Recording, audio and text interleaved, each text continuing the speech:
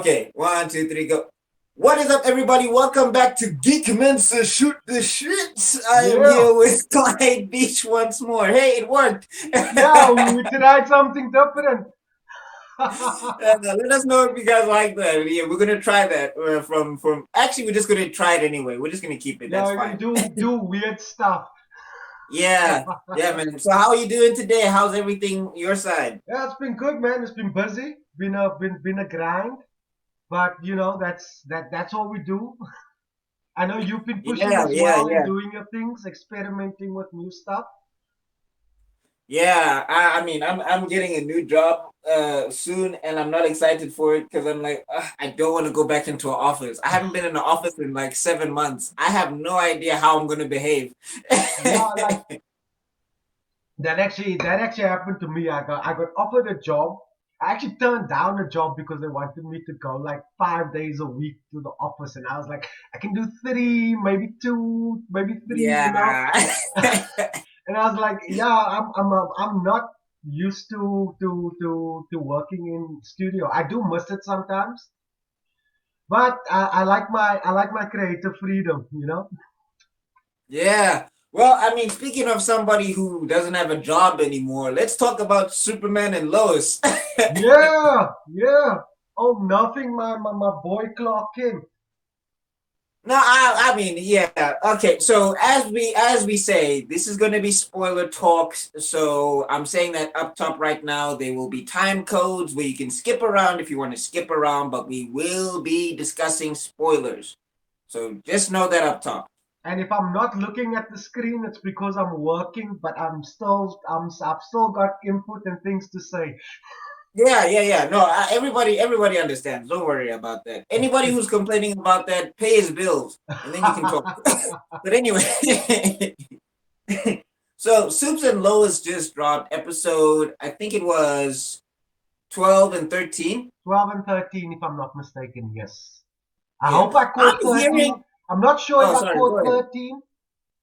I think I did, but yeah, I'll be on track. All right. I mean, look. 13 is basically the aftermath of what happens in 12, and at the end, like Morgan Edge, he does a thing. I don't know how far did you manage to catch it because I don't know if you like as we said spoilers, but I don't know if you've seen it Yes, because. yes, yes, yes, I have. Yes, I have. But that Oh sounds yeah, really so he does familiar. the Bizarro skin thing where his eyes go blue and then Yeah, he escapes out the prison. Oh, okay, then you've caught everything. yeah. Yeah. So you know what's crazy though? I'm hearing that there is two more episodes to go. And I just want them to stop now. Because this is Well, starting. yeah, don't Yeah. don't don't spoil a good thing. When it started, the first 3 episodes, 4 episodes, I was like, oh snap, this could actually be the best CW show so far. I was impressed by the budget seemed pretty good, the special effects seemed pretty good. The Even though like it takes a while, both of them, Lois and Clark, they take a while to get used to them as those characters. Like in your head canon, you picture both of them, or at least I do picture them looking different, you know. Um, and but once they start acting and once they start portraying these various roles and things like that, then they're actually quite compelling characters. And I like how in this show Clark's got that very down to earthness. They spot on got his humanity, even though he's this alien.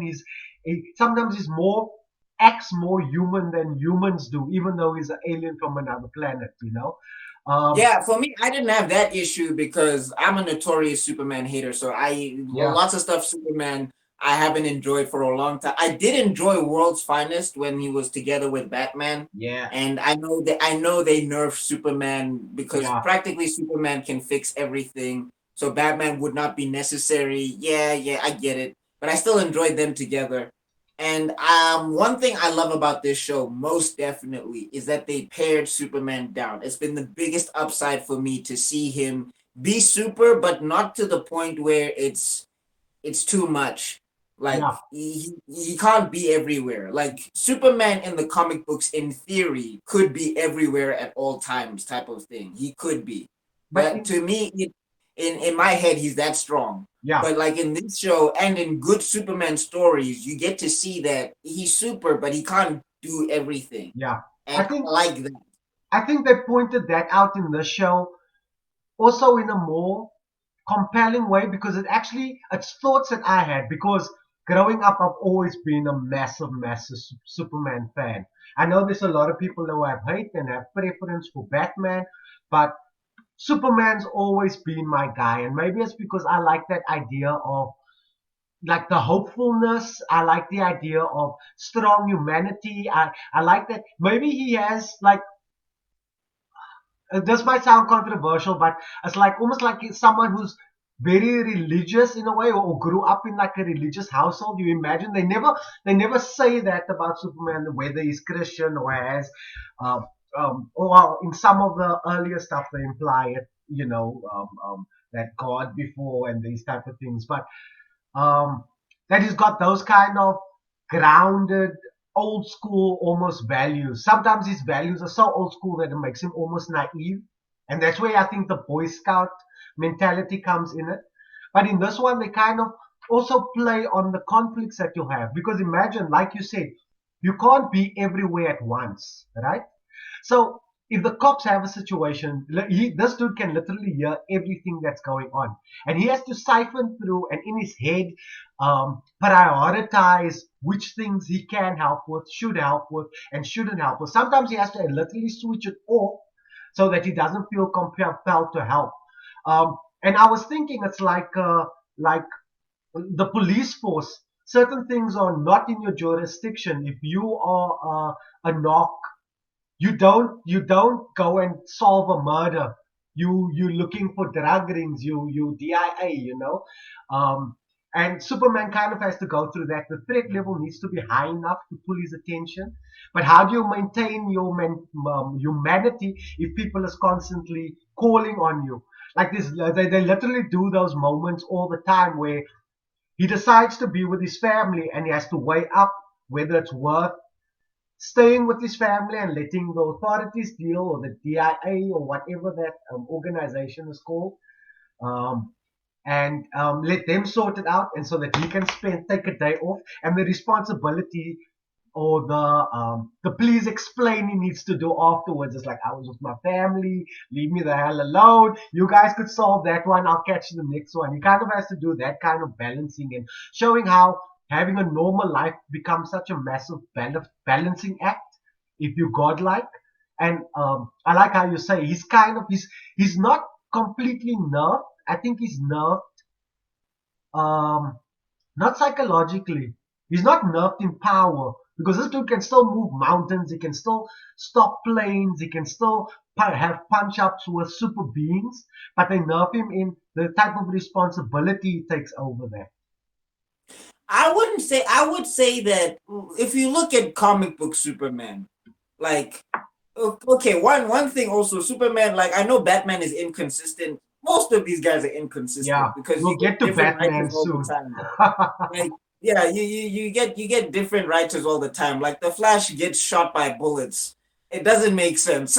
Yeah, But like if you look at like comic book Superman will be doing things where you're just like, because I mean there's even some headcanon where he doesn't need to eat, he doesn't yeah, need to sleep, and all of that stuff. So then you in your head you start thinking those things of, well, isn't it selfish for him to be Clark Kent then, because he doesn't need to eat, he doesn't need to sleep, he's indestructible, he should just be Superman all the time. And I mean they even show comic books where there's no crime in Metropolis because nobody can commit any crime without him knowing. Like yeah, they can't do it. But like I think here they've made him strong, but I want to say it's basically after the period where he started flying, when he was before he was jumping off of over yeah, buildings. Like in between there is where I think they have this Superman scale, not Silver Age Superman, because that was also just stupid. yeah, Silver Age Superman was pulling buildings and everything. But if you look at his power scaling here, he is Superman. Like he's still moving the mountains and everything, but like he's not. It's not like where he like pick up an entire country or yeah. something like that, Or or move it's a not like sun. when yeah. Yeah, Like Superman in the comic books has done that. And for me, I like the fact that he is indestructible, he is still strong, but they can still do stuff to him. yeah, Like, for example, the episode with the flashback episode with Lois, yeah, where he gets hit by the grenade. Comic book Superman wouldn't have budged at all. yeah, Comic book Superman would have just crushed that thing in his hands. So that was interesting to me yeah, because now it's like he has to account for the fact that there's people behind him. He has to account for the fact that he could kill people upon impact, sort of like a invincible yeah. or whatever. And you get to see that he has to be aware of his surroundings all the time. So I really liked how they power scaled him. If they could do this to Superman in the books, I would love Superman But because they, I still think. Yeah, yeah, sorry. Go ahead. I think they touched on that exact concept in the series as well, especially closer to the end or where we are currently in the series, because part of the reason, like you said, that Superman is slightly depowered, one is he never gets to use the extent. He's always practicing restraint. It's like I'm going to use myself as an example. It's like I do some martial arts, right? And if someone punches me, most of the if my kid punches me, I'm gonna let my kid punch me. I'm gonna try and block and play and parry, and he's most likely gonna get blows and hits in because I'm restraining myself to such a level that I don't want to hurt him. I don't want to counter or or fight back. So if you see me play fighting with my kid, I look like I can't actually fight, or I've never been in a sparring match or anything like that. But when I get into a real sparring and the gloves are off where I don't have to hold restraint, as soon as you do your first counter, I'm not afraid to hurt you, or it's my mission in a way to hurt you. So I actually fight better. I put that in, and I feel like it's almost like with everybody, Superman is dealing with him like he's got kid gloves on, you know, and that's sort of how he gets semi-nerfed because you have to watch everything around you. I'm kid playing with my kid. If I accidentally push him and he falls back and bumps his head, or you don't want him to do that, so you're aware of what's around him as well. It's how you practice restraint. And I think Superman sort of works with that kind of mechanic. And later on, when he actually fights people that are equally powered or powered to the same level as him, he can go all out and he actually likes it because he doesn't have to hold back. And that's literally where I don't know if we get into the spoiler at the end where he tells Steel or John Henry Irons, he tells him, like, I want you to hold the key to stop me if I do something or if I go bad. You have the kryptonite or the rays and the tools and whatever to take me down, which would synonymously be linked to Batman, but Batman doesn't exist in this universe. Yeah. No, but I think the other thing is this is that if we get to Steel for a second, when they fight, like Superman at some stage he's not holding back at all, but Yeah, Steel is still able to counter him. yeah, So it's things like that that I do like a lot. It's like again the one thing that always sticks out in my head is that panel with Mogul where Mogul is punching Superman in the sun and Superman is like, I was just waiting for you to get tired because I kept absorbing the sun's yeah. rays.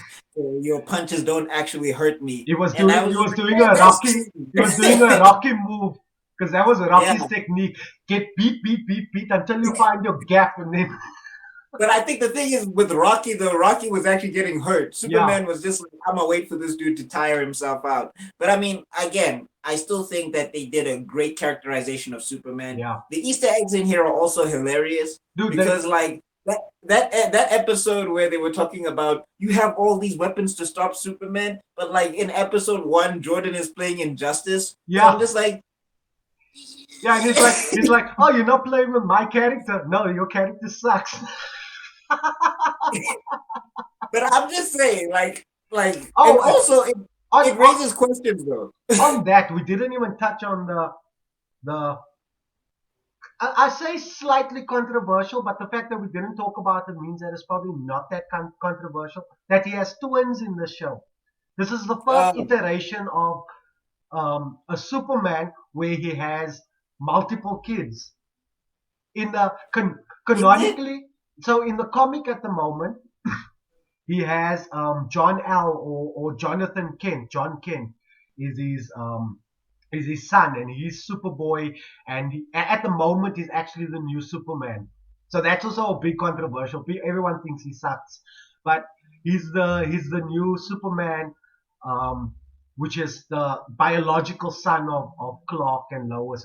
It happened during the whole rebirth when New 52 and the Rebirth universe merged and created this new storyline or variation. I really do like the Super Sons, but what they did in this show was introducing two sons, and the one named Jonathan doesn't have the powers. It's actually Jordan. And I like what they did with the twins.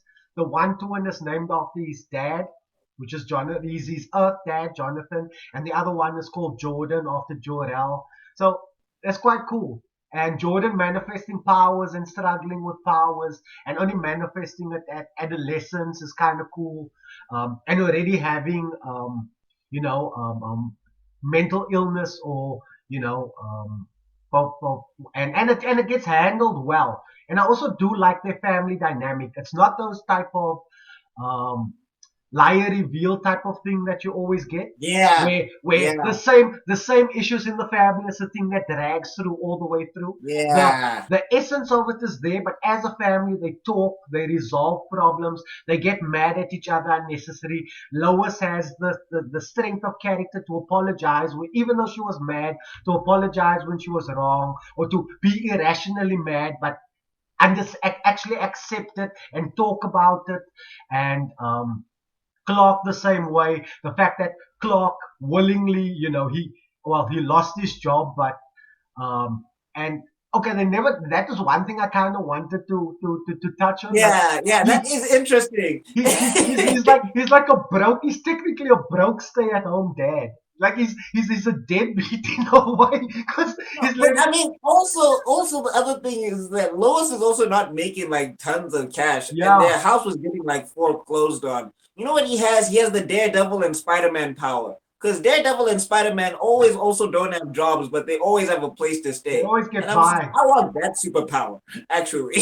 Yeah, yeah. Well, with Peter, they show like the difficulties of not making money. At least with Spider-Man, they always go into like Yeah, but I mean, he's it's never tough to without be a broke. place to stay, though. That's the thing. He's Yeah, never without a place to stay. Also, exactly. Daredevil. Daredevil will lose his job, like in the Netflix Daredevil series. Yeah. He loses everything, and he still has a house. I'm just like, how do you guys do that? Well, he's blind, so he doesn't care what the architecture looks like. He'll buy anything. He doesn't need to be aesthetically pleasing.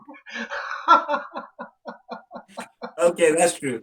That's Another thing I liked about this show also is I thought this was very stereotypical in the beginning, but they do expand on it a lot, which I liked was Morgan Edge. Like Yeah. Morgan Edge to me in the beginning, I thought he was just some basic villain or whatever. And then when they get more into his backstory, you're like, oh, okay, And it, and, I that, understand this dude. and it kind of ties into I don't know if you watched the Krypton series. No, I didn't catch that. I didn't catch So that. not Adam, is his name Adam Savage? What's it? DC time Oh, traveler? Vandal Savage. No, no, no, no, no. No, not his surname isn't Savage. His name is Adam, not Adam Strange. Adam Strange is the Marvel guy. But he's in the comics. He's this adventurer, this time traveling adventure in the DC universe. Is it a Booster Gold? Is it Booster? Yeah, Is it? I can't remember his name, but anyway, there's a dude that jumps from Superman's timeline. He jumps two generations into the past. So he basically meets up with Superman's grandfather. Is he a Kryptonian? Then he jumps to Krypton. He goes to Krypton before it's destroyed. Before Krypton, so it's a whole series about the past of Krypton and how the law and how the elves fell from power and are building themselves back up to be a represented house, and how the house of and how they have this deity that they call Rao, and Rao is manipulating people, and then Rao is actually controlled by Brainiac. It's this whole.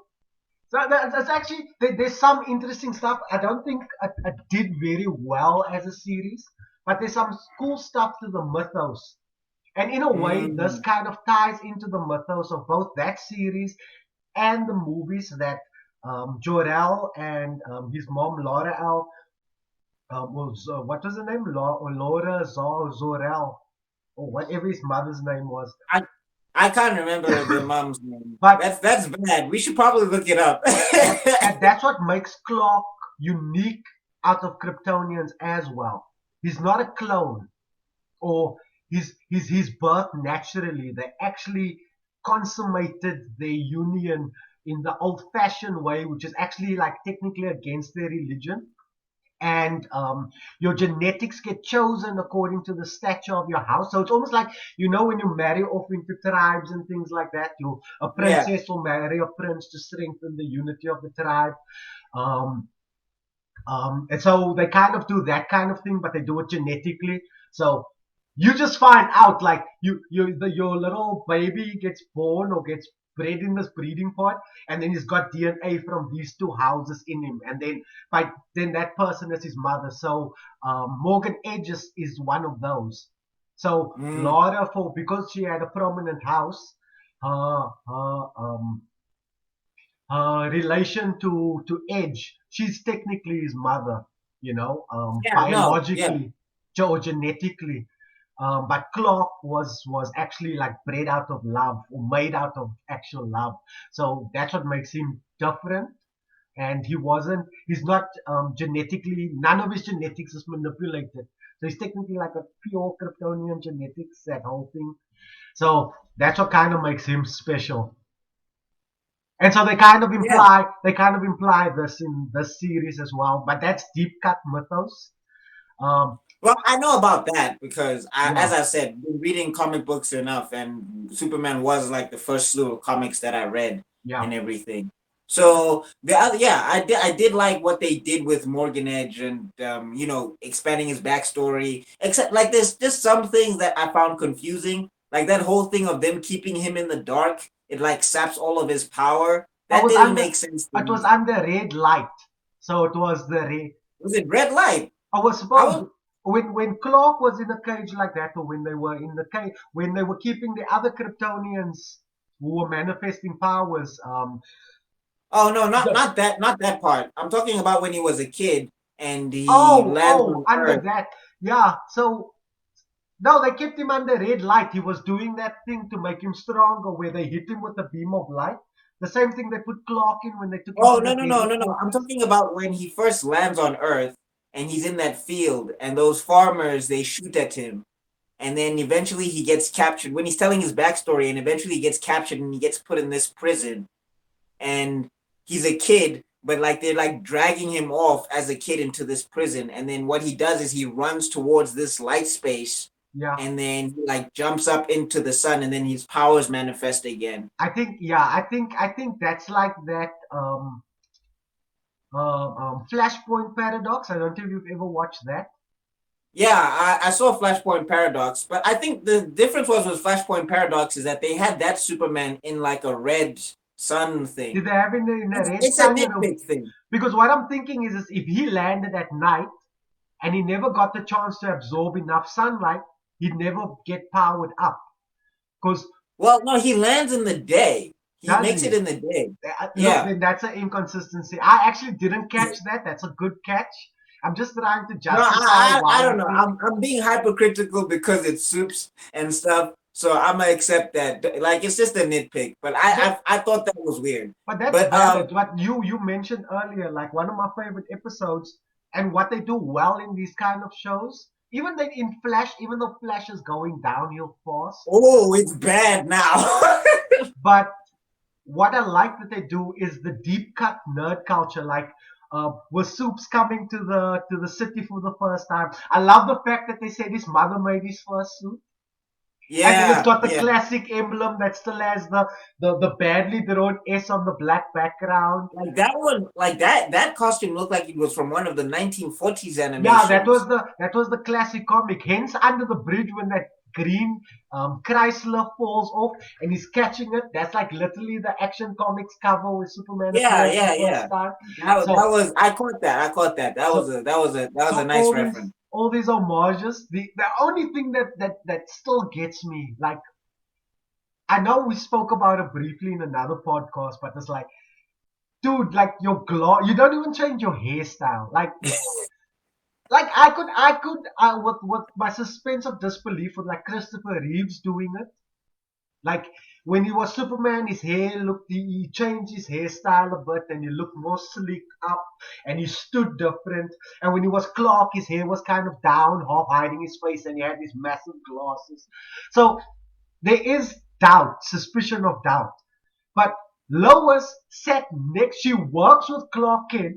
She sat Yeah, next to Superman in an yeah, interview, and like, yeah, you don't recognize this dude? Like, come yeah. on now. No, Lois is the biggest egregious because everyone else I can let it go. Perry White, fine. Clark's like colleagues, fine. Nobody's staring him in the face like that. Yeah. Like It's they that kind were. it's that kind of mentality. Like, I think Superman with the regular populace, or any superhero for that matter, can get by with the regular populace because, dude, if Jacob Zuma were to walk down my street like a regular dude, I probably wouldn't recognize him. You know what I mean? Like, you just think like, oh, this is another dude walking past here, or if a superstar, unless I like double took or something like that. But if there wasn't a fanfare around certain people, I probably wouldn't even recognize them because they're in my periphery. They're people I see on TV. Superman's always moving fast. You see him on the screen, and to actually see a dude in real life, if someone were to just have the bad disguise, a baseball bat and sunglasses, I probably wouldn't recognize them unless they Yeah, spoke or that something classic like that. disguise that disguises everything. Um, I mean, to your point, like in Invincible, even Atom Eve says if people don't expect to see a superhero, they won't see a superhero. Exactly. So I just think that it was weird for me that Lois Lane could not figure it out. But And by that's that, been a part of Superman lore, and I'm just like, except like the thing that annoys me with DC though is that when it comes to Batman, people will be figuring out who Batman is by his jaw, and I'm yeah, just like, wait a minute. yeah, absolutely, absolutely. No, but and I think another thing that you mentioned that I liked about this show a lot is the twins, especially Jonathan, because Yeah, Jonathan to me is Superman without the superpowers. Like exactly. if I look at that kid, he's nice, he's charming, he stands up for people, he's really nice to people who are less popular than him. Yeah, Like he makes fun of his brother, but you see him like stand up for his brother and protect his brother yeah, and risk lots of things for his brother, like risking his whole football career and all of that stuff. So I really was one of the people who said he should get powers. Like yeah. he earned them at this point. Like he should get powers. I And fully like they agree. and they tease it because he does that whole football thing. And I know he's an athlete, but Yeah, there's no athlete who can split like it's physically impossible to split a rope with a football. like that. Like Yeah. yeah, so But it's I possible. think that was the subversion because they did some good subversions in the show. Um, with him, it's like even when it's like he manifested powers and both the parents are like Jonathan and they're like no Jordan, they like Yeah, they I mean it's a assume. subversion, but I don't think it's like something that's toothless. I think Yeah, maybe season two we might see something.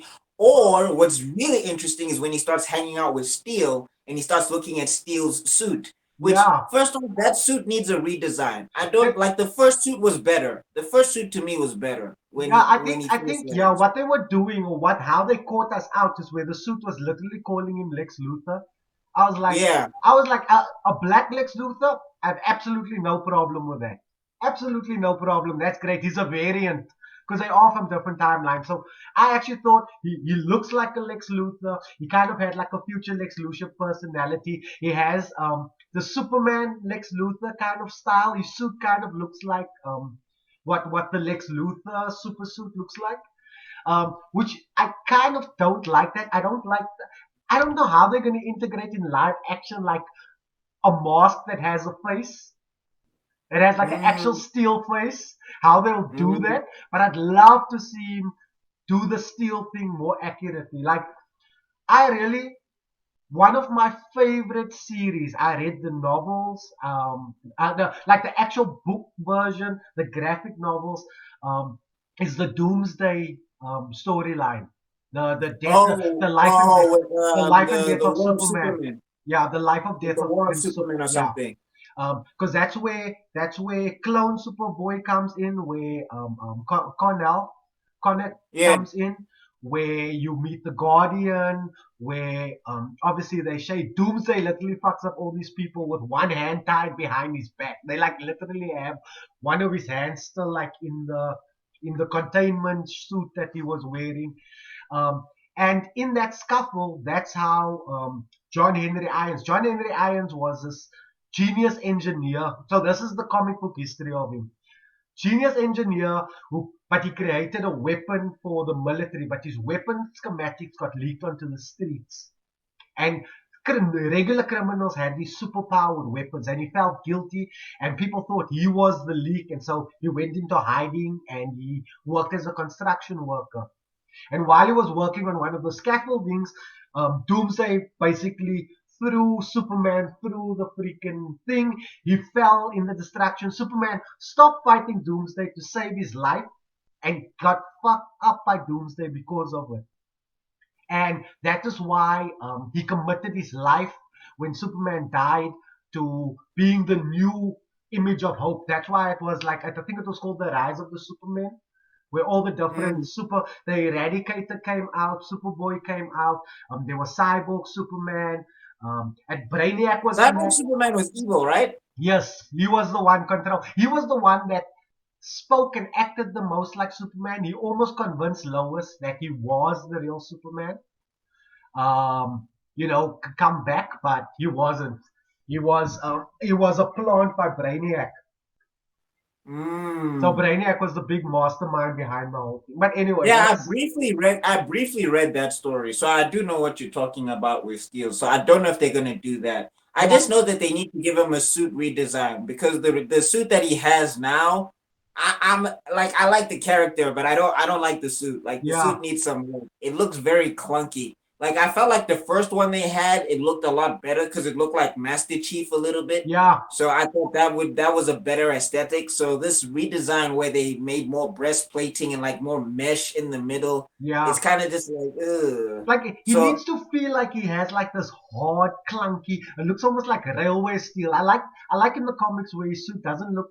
It looks almost steampunk in the comics, yeah, and I like that yeah. I look. think maybe if they can do something like that, that would be Yeah, better. and maybe like I know it's cliche, but stick the cape on. I know in Incredibles they say no capes, but I'd love on his suit. Maybe we could give it that No extra tips. steel look. Yeah, man. No. I mean, you saw what they did with you saw what they did in the Man of Steel movie with Zack Snyder. What's this? Zod was all over that cape. Oh yeah, oh yeah. Nobody used the cape in this series. I'm fascinated by that. That they didn't grab him by the cape and toss him. Yeah, Yeah, yeah. I would have thought that would have been a thing. But yeah, one thing that I hope they don't do because again, like this series is well acted. This is personally for me one of my favorite Superman things since the animated series.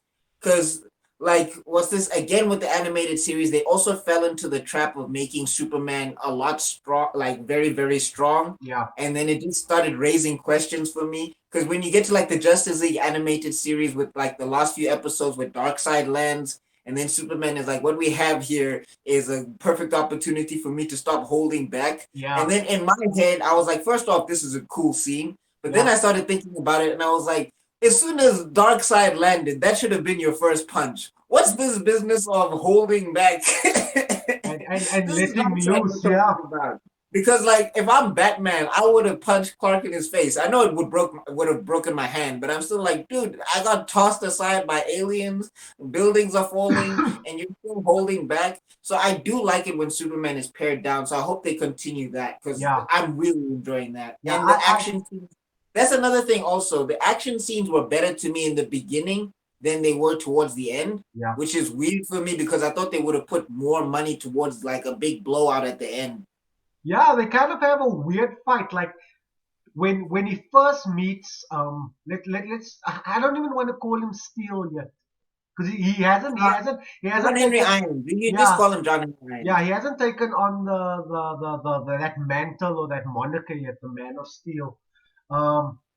But Soups, the first fight when he meets him for the first fight, when you're still thinking his legs, that was an awesome. They're like in two Yeah, episodes. It was two yeah. back-to-back episodes they got up against each, and that fight was crazy. In this final fight, they're like fighting in some generic, Beach grassy, like yeah. empty area.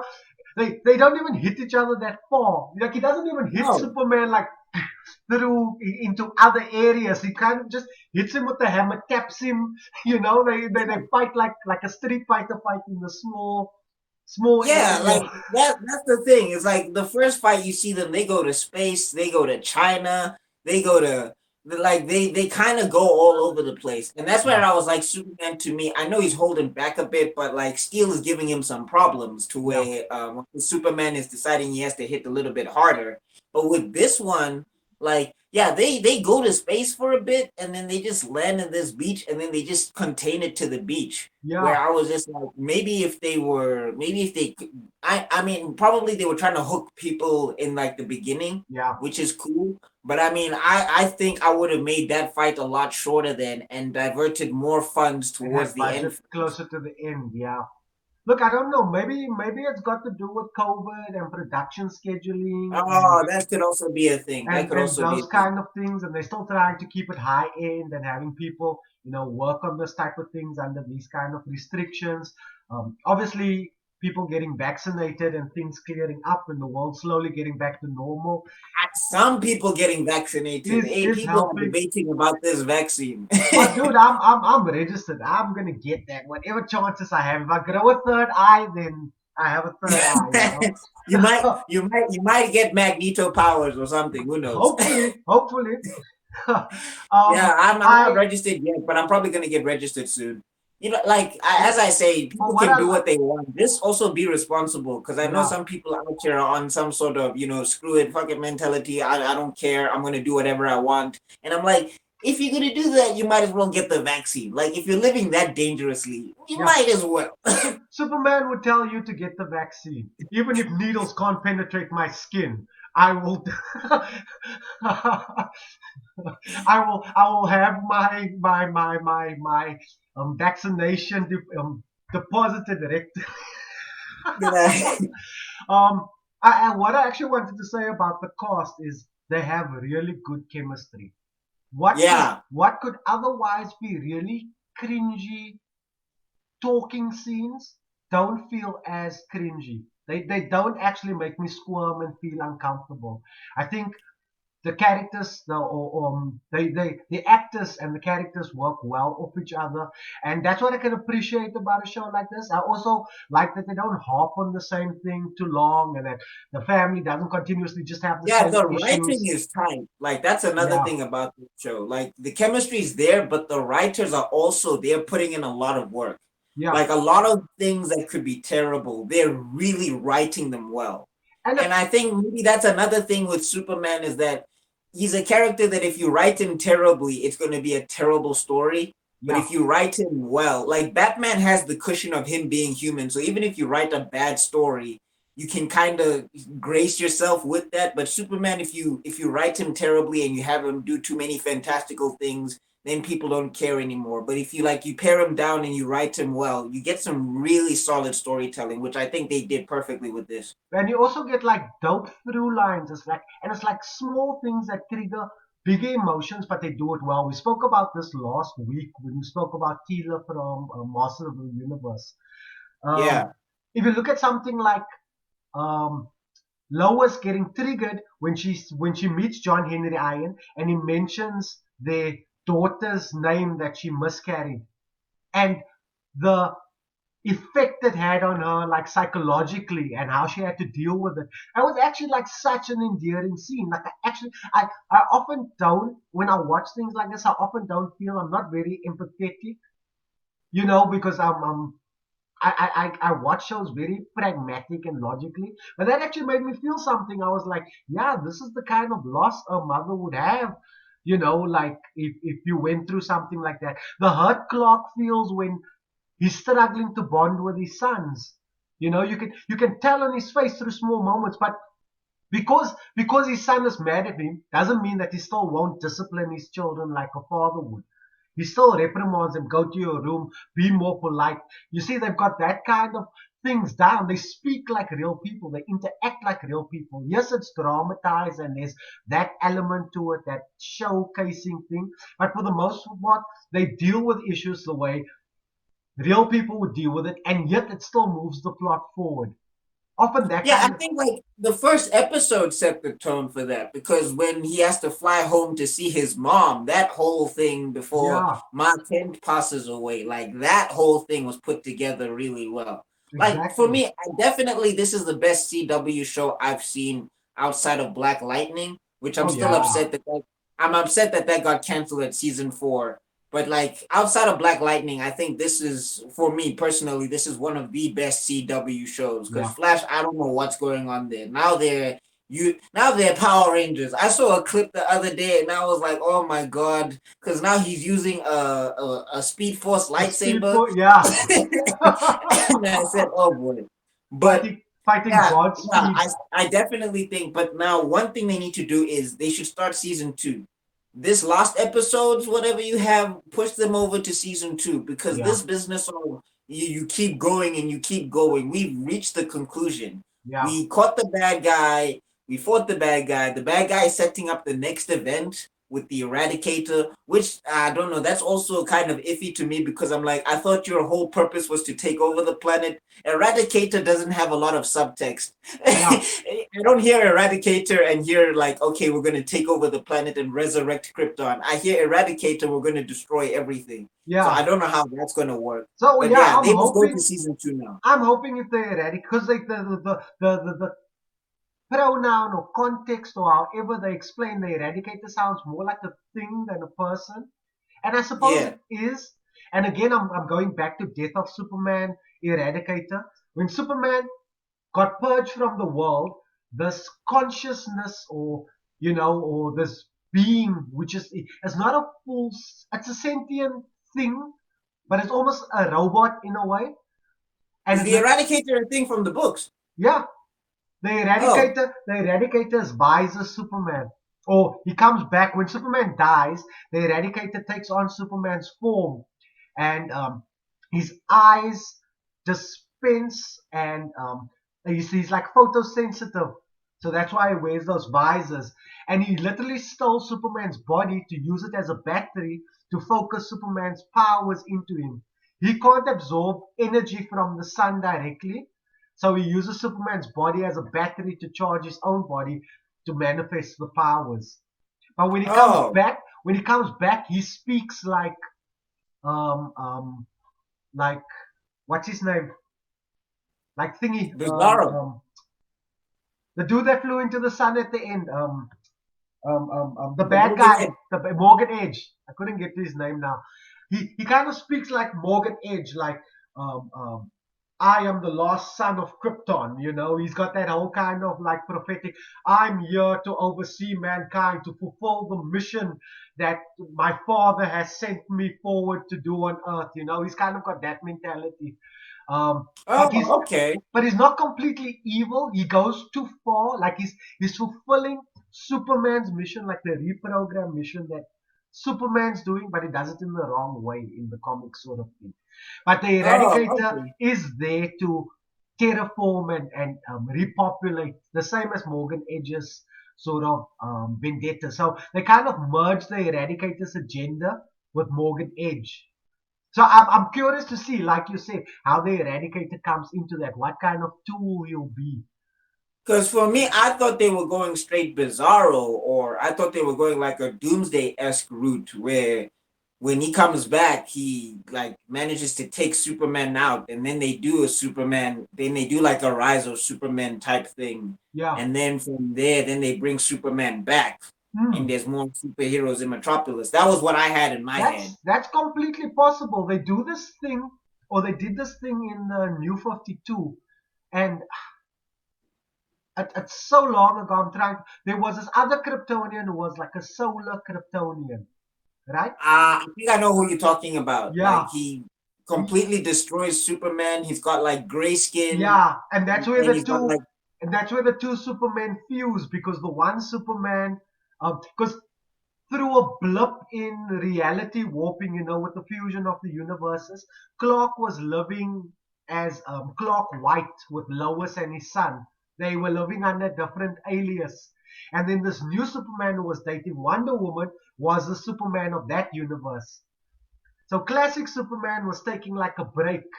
Then that Superman fought this guy, but he died in fighting that guy. And Superman, and then the old Superman retook over the mantle, but then the consciousness fused because Jor-El, that's when Jor-El kidnapped Robin, Tim Drake, and Tim Drake was the evil guy hunting down super people, and he was working for evil Joy. It's a long, complicated thing to sort out, Rebirth and New 52, but basically they fought this solar Superman. Now, what if what's his name, Rao or Morgan Edge flew into the sun to become solar Superman? And maybe Superman has to use his new power that he has in the comics, because he has the solar flare ability, where he can expel all the energy in his body, but it makes him human or vulnerable for a period of time until his body absorbs enough energy to repower him. I'd like to see, because in the comics as well, there was like almost like an unworthy Thor version of Superman, where he was depowered and he wore like regular clothes. He just kind of had a t-shirt on, and he couldn't fly, and he wasn't as strong. He was still had abilities, but he wasn't quite as invulnerable. That was quite a cool variation. It was almost like the unworthy Thor storyline, but they did that to mm. Superman in a way. I'd Well, I like to mean, I'd I like to think we see just that wrote kind of stuff. I think we just wrote season 2 and 3. So hey, CW, pay us. All right, so let's move on to my guy, mostly my one of my favorite Oh superheroes of yeah. all time. Yeah, so we got Batman: The Long Halloween Part 1 and Part 2. Two, yeah. I did rewatch them and everything. I also read the graphic novel again recently just to refresh my mind on it and everything. And I gotta say, like, this adaptation, this part one and part two adaptation, I still enjoyed the graphic novel more, but Yeah, this was good. I think it was good. definitely was. One thing I noticed heavily is that they depowered Batman a lot. Like, anybody who watched this and you're watching Batman and everything, like, I know it's popular to hate Batman now. I understand. It's almost just as popular to hate Superman, so I understand why, people, because they look at Batman as a Mary Sue who can do anything that he wants, which he can't, Yeah. and never gets beaten, which he does a lot. I can name at least 5 people that have beaten Batman thoroughly. If you, how many storylines in the Batman universe has happened where Batman either disappears, dies, is too injured, has to go away and leave Gotham under someone else's care because he got beaten so badly that someone else needs to take over because he can't do it.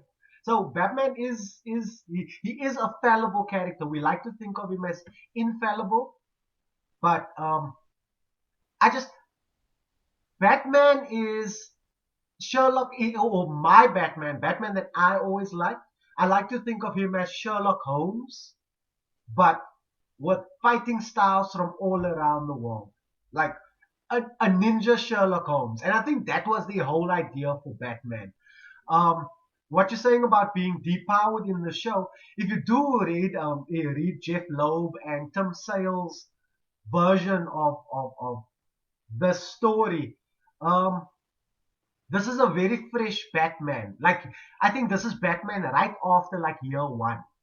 Yeah, He's that's the just feeling that coming I into got. his yeah, he's just coming into his own. Yes, he's in this story they assume his row gallery just exists. They don't really get explained. They don't really get introduced. They're just there. The Joker's there. Yeah, Catwoman and him already have a relationship and they know each other. All those things are just there. yeah, Um, that was weird to me a little bit, but I let it go. I used to. I'm gonna be honest. Like back when I initially read it, I didn't like Tim Sale's art style, or Tim Sally. At least Tim Sale. I didn't like his art style. But I think it was more because I didn't like the way he used to draw Superman. But rereading The Mm. Long Halloween, yo, dude is good. Like his art style, it's different, and I think that's what makes it special. It adds a very charismatic. There's a mood to the comic books, and I think in the newer animation style they did the movies in, um, something was lost. A grittiness was lost, but I still think it looks really good. Yeah, I mean, even if you look at something like when they adapted the Hush storyline, Yeah, like the art style that they chose for that was so generic that I was like, man, this is not like Hush was like Jim Lee's style for Hush was so, gritty and powerful and in your face that when they chose that art style for the movie, I was just like, eh. This yeah, one I felt better about. This one I yeah. felt better about because it did feel like it still stuck with the mood of like I do wish they went for something more contemporary, like maybe they infused more of Tim Sale's style, but I'm still like happy with the product that we got. But then again, if you look at the characters, even though they adapted in this new, um, or like let's say a contemporary animation style, when you look at the Yeah. character, you immediately recognize them as the character from the comic books, especially the mafiosos. Batman, he's been given the contemporary twist, so Batman looks more like your classic Batman, and so does Catwoman. Catwoman in the Yeah, comic yeah, book yeah. still wore the purple suit, and she had the whiskers on her face and things in the comic, And she had the cattail and and she had the everything. cattail. In this one, she looks like a much more like a modern Selena Kyle. Even her look when she's not Mm. wearing, when she's out of costume, when she's Selena Kyle, she's got a very modern hairstyle. In the comics, I remember she had that, what is that, like 80s, like almost like a fro perm style hairstyle and all curvy and, big. I just want to look up a voice actor quickly because sadly she passed. Did So I just she? wanted to see if I could find the Oh no. yeah, Naya Rivera. There we go. Josh Dumas was Harvey Dent. Dude, yes, Wow. Josh Duhamel was Harvey Dent, and my boy Dean Winchester did the most with Batman. He what's his name? Jensen Eccles. Jensen Ackles. That's my homie. I like that dude. Like he did, and I think he did a good Batman. And don't forget, No, he did a good Batman and he did a good Bruce Wayne. Like yeah, I definitely think he's number five in my list of Batman voice actors. Number one will always be Kevin Conroy. Nobody's gonna beat yeah, yeah. Kevin Of Conroy's Batman. course, of course. But like he did a great job. It's the same like Yeah, Naya Rivera, was Catwoman, and R.I.P. She passed away in a pretty tragic accident. It was pretty heartbreaking to read, but she did a great job with Catwoman. Dude, I didn't even know that. Wow, that actually puts so much more pressure on, because I think they did very well. I think what what we gained and what we missed, like that. Those are the things I want to touch on. The story and the mystery and the reveals in this one. Um, in the animated movie, I almost, but maybe I'm just biased because I read the books already, so I knew the twist at the end. But knowing who the calendar killer is, um, from the books, Holiday. no, not the calendar, not calendar man, the holiday, yeah. Um, knowing who Holiday was, you could kind of see the clues as the story progressed. And in some places, they hit you with things like subversions, like and where they change things. It's like in the comic book, there's another clue because should I give it away? Gilda, or maybe I shouldn't Oh say. yeah, no, we're talking spoilers. I, Yeah, I said this. Gilda. So Gilda Dent, she actually later becomes Duella, and a lot of people think she's in the comic book universe. They think she's like the female Joker, and people cosplay her saying, I'm the female Joker. She's actually a character called Duella Dent. She's also, she looks like the Joker, almost like a steampunk Joker, female Joker thing. Is Um, that Gilda? Is that Gilda? Gilda's Duella Dent. Actually, and later on, her daughter, the child she thinks is gone, becomes the new Duella Dent. That's wow. The, I the, did the not. child she That's was I did not supposed to know have that. lost, that was ripped out of her. The child Yeah, survived, and the child becomes Duella in the. But that's comic book mythos. I don't know how canon that is anymore. I can't remember. yeah. I mean, New 50. Like one thing DC needs to stop doing is rebooting their universes. Jeez, Dude, every seriously, 10 years it's a new continuity. It's so confusing. it's hard to keep track. Like literally, like I started reading Silver Golden Age. Then you get to Silver Age, and like I don't know. And then there's New 52, and I just stopped reading Rebirth. It's like there's only a few books I read out of Rebirth with like Super Sons and Tom King's run of Batman and Superman because I like the That was a way, good one. yeah, I like the way they write the slice of life type of thing. Oh, the point I was getting to with Long Halloween is um, in the comics when their house blows up, when Harvey's house blew up. Also, they had a few more races in here because the guy that Harvey arrests in the beginning, where they burn the money, those were the Irish gangs in the comic. In this, they made it the triad. Was it the triads or the yakuza? Yeah, triads. Triads. Was it triads or yakuza? It was No, triads. triads. It It was was yeah, they were triads, Chinese. They were Chinese. which is nice to add some additional races. The one question I did have in my head that I did notice, there's not one black person in both movies. I don't know if you noticed that. Gotham is very white. Yeah. Hey, well, you give up on these things. I mean, I've been banging on this drum on this channel for a while, and in my personal life for years Oh about no, I'm lying. There representation is and one. stuff. And, There is one black person. When they at Harvey's house, when they got Gilda under like house arrest, oh, the policeman. the police, yeah, You feel the token. You they, feel the they tokenism pulled the quota. token character. But yeah, it's like when their house blew up and they sent Yeah, Harvey to the hospital.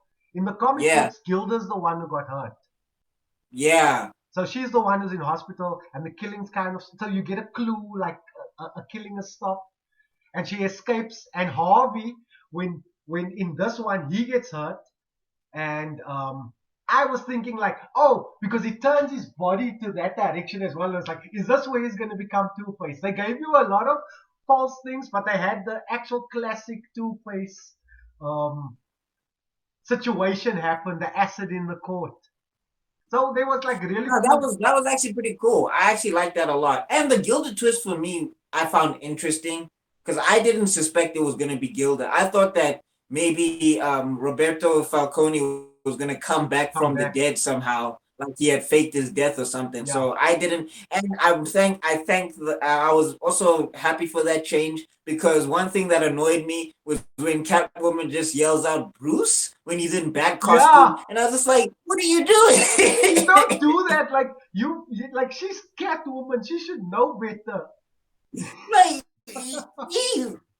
Batman doesn't out her. Batman doesn't go, "Oh, Catwoman." Yeah. Like, yo, that to me that I did not like that because I know DC's doing this thing. What I've realized also, not DC, comic books in general, they're doing this thing where the secret identity is not important anymore, Yeah. and I blame the Avengers because in the Avengers no one has a secret identity. So when you look at characters like Spider-Man and Batman, like especially in recent continuity and Yeah. stuff, they're always losing their identity for like reasons that don't make sense in my head. So And I did not like that. yeah, just having your identity out there all the time. Like, to be fair, in Batman comics, like even in the games, Batman's identity comes out a lot, and it has massive ramifications. And then you have Like to I'm have a, just saying, no, and then but you I have mean, to have like a the world way it comes, like altering. Arkham Knight. Sorry, go Yeah, ahead. no, I'm just saying. Then you have to have a world altering or a reality altering event to reestablish his identity or his secret Like identity. in Arkham Knight, the way it comes out at the end, did not like it because they first off they made Robin totally useless. I was like, in that situation, Tim Drake could have done something. Yeah, And Batman's secret identity is also tied to so many other people's secret identities right. that he can't afford to have his secret identity out there. Because that's Alfred, that's Dick Grayson, that's Tim Drake, that's Jason Todd, that's Barbara Gordon. That's already six people that are affected by Batman revealing his secret identity. I, yeah, I think it was one of those was it in Young Justice or something like that, where like someone figures out Superman's identity, Batman's identity, and then it's like, well, then you have to be Tim Drake, or you'll have to be Dick Grayson, and you'd have to be Tim Drake Yeah. because Bruce Wayne adopted you afterwards, like after your dad died. you know, you just keep taking Like on I'm wards. just It's like same physique, same shape. Yeah, yeah, I'm just like, for me, I don't like it when stuff like that happens. Because I mean, even in the Spider-Man PS4 game, where Spider-Man is fixing his suit at the lab, and I was just like, Spider-Man would take that home. Like, yeah. there's no way he would risk. So yeah, secret identities is a big deal to me And because there was I a know the characters who don't care about their secret identities, people like writers don't think there's interesting stories you can tell with that. Nobody is really concerned with Superman's secret identity like that. Nobody yeah. is. Like, when he first came on, they were, but now at this point, they're just like, ah, he's Superman, he's Clark Kent. Whereas Batman, they always have to figure out Batman's identity, and I'm just like, leave it alone. It's fine. Yeah, there's even this thing like there's rumors and things going around. It's like the Joker knows who Batman is, but he won't tell because that's his secret, and he likes the game more than the answer. So Yeah, and it's also like the Riddler as well with that same motivation that there's a theory that a lot of his villains actually know who he is, but toying with him and playing this back and forth is more compelling than just revealing it out to everybody. Um, but back to the Long Halloween. yeah. You know what the problem with this movie is, and why I think you're feeling like Batman is depowered a bit. Because if you really think about it, in the comic book, you don't see them fight. Batman never really fights in the comic. Even Well, I mean, he does, but you not a but lot. but you see it in a panel.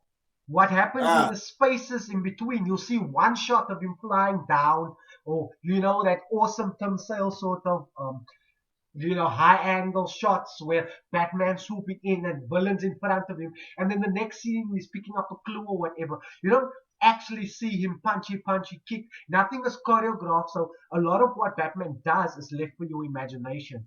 And that's the cool thing about comic books. A lot of the story is told in the gutters. Like the fight he has with the Yakuza, that was to show his fighting prowess, although he still had to be bailed out by Catwoman. I'm talking about the animated show now. That fight that he has with, not the Yakuza, with the Triad. with the triad. The fight he has with the Triad, that literally has to be choreographed. He has to jump around, block things. They show that at this time in space, he's still fairly brutal. He doesn't kill, but he will brutalize you, you know, because he puts that thing through. Does he put a batarang through the dude's hand or something like that? Yeah, yeah, And he electrocutes people. Like he uses what he needs to win, and he can fight and he can handle himself. In the comic book, they wouldn't have to show all of that. They show him jump in, punch one person, and the next shot, everyone's in jail. The rest of the fight you can make up in your mind in the comic book. And Jeff Lowe and Tim Sale literally literally did that. Let me just put my phone on mute. Did that type of writing really well. So it's even like with Selena Kyle with the where they in the beginning where they have the chase on the rooftop. He's talking to Jim and Dent on the by the bat signal, and then he sees Kyle and tells her to go out, and they kind of chase each other. That doesn't happen in the comic books. In the comic books, they're kind of standing there talking. He sees her, and the next shot they're just standing together talking. You don't have to see him grappling, hooking, and moving to her and doing that things. I don't, if I remember correctly, I can't even remember him having a grappling hook in the comic book or using it at all in the comic book. No, I mean, you assume he has it, but I don't think they show Exactly, it. exactly. But you see what I mean? Like there's things you assume when you read panel to panel, and when it's written well, where you let the reader's imagination. So when you read the comic book, Batman almost feels more seasoned. He still feels intimidating and dark, but because things need to be acted out in an animated show like this, he feels a little bit greener. The humor is great. Alfred is a boss in this. I love Ah man, Alfred was it. the man. But Oh, like just before we move on to Alfred, because he's a whole section on his own. I yeah, love Alfred in this. But like as like talking to your point about him being or my point about him being a little bit depowered, and you bringing up that brilliant thing that what they do in the comic books. I think the other thing though for me is that what's this? It's just that like there's some people where he kind of gets surprised by, yeah, and you're just like you shouldn't be surprised by him. Like yeah, I still feel like Batman should have beaten the triads. Like I don't think he should have gotten bailed out by Catwoman. I yeah, think he could have taken them or whatever. Like I think that's another thing is that Batman gets bailed out in this a lot, and I'm just like, I get certain times. Certain times it's cool. Like yeah, certain times I really enjoyed it, and then other times I was just like, eh. I mean, I understand, but I don't think that needed to happen. But I get it. It's not like a punchy. It's more a detective story than it is a yeah. superhero story. But that's So exactly, yeah, so exactly that. he's not going to be more intimidating than he is. Like I do love his detective stories, but I also love it when they manage to balance them with his martial arts. Yeah, So I felt like he should have beaten the triads. Also, when Two Face surprises him before when Two Face figures out that his it's his wife Gilda that's yeah. Holiday, And he's and like, Batman no, wants to arrest go, me. yeah, Yeah, and then Batman wants to go and stop her, and then Two Face just like slams him against the wall. I'm just like Harvey Dent hasn't won a fight since in this story. yeah, Now he's able to surprise Batman. And I was just like, things like that. But I mean, that's fanboyisms. Like it doesn't yeah. impact the story. It doesn't hurt the story. It's just because I'm a Batman fanboy. That was just things that I was like, ugh. But But my but my kind of point is like if you really look at it, like to be completely honest, like what did Batman really do to help to solve this thing? If you really think about it, it's Dent and the stuff he went through, Gordon and his police work. Batman was there to facilitate and drive certain things. But Batman was actually a really bad detective. He wasn't. They literally say it at one point, and that's when I realized I needed to be a better detective, or I need to learn more about detectiving. And I always assume like the circumstances that led to Batman being Batman or Bruce being Bruce was the fact that even as a kid, he was like a little genius. That's why I kind of like how they portray him in Gotham. He was already like from a young age able to put two and two together. Then the trauma happened, and he was smart enough to, or smart enough because he has massive psychological problems, but he was able to rationalize it and focus it and put it into, I need to learn these skills if I want to be able to do this. And he learned the right skills. And he naturally had an inclination for learning and knowing things and storing data and having information. It wasn't just the bat computer solving things. The bat computer and all his gadgets were just tools.